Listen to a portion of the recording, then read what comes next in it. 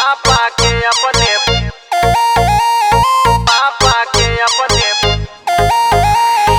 Music by Pankaj Singh।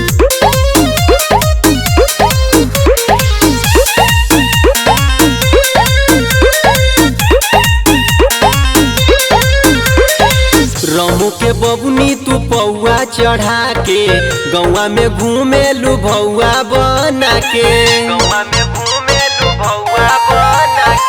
Ramu के बबुनी तू पौआ चढ़ा के गौवा में घूमे लू भौआ बना के चलो न जखना के सोने चखा दे तोहके छलका जवानी के गोगरिया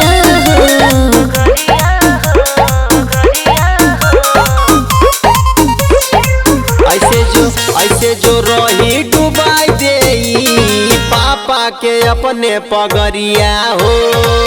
ऐसे जो रही डुबाई दे पापा के अपने पगरिया हो।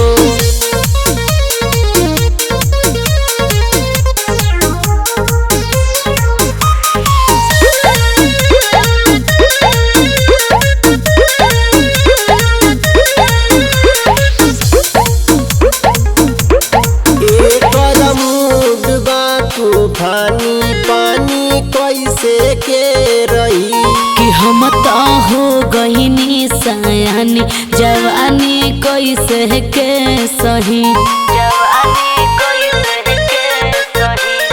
एकर मूड बा तूफानी पानी कैसे के रही कि हम तो हो गईनी सयानी जवानी कैसे के सही गाल गुलाल जस लाल हो गईले फेर न हम पे नजरिया हो।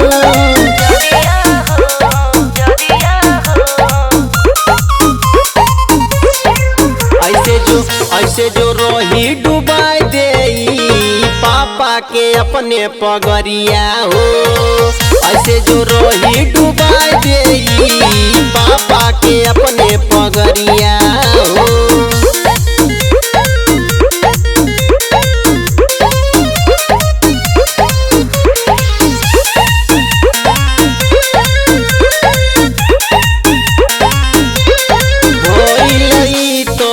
भरम शरम एकरा के ना बा हमारा जवानिया के चारा सारा तो हुलेता खाए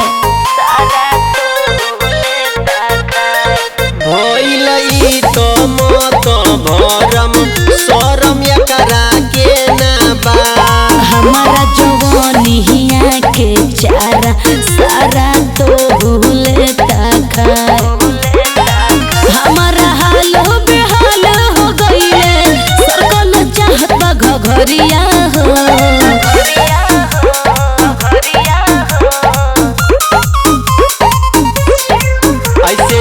ऐसे जो रही डुबाई दे पापा के अपने पगरिया हो।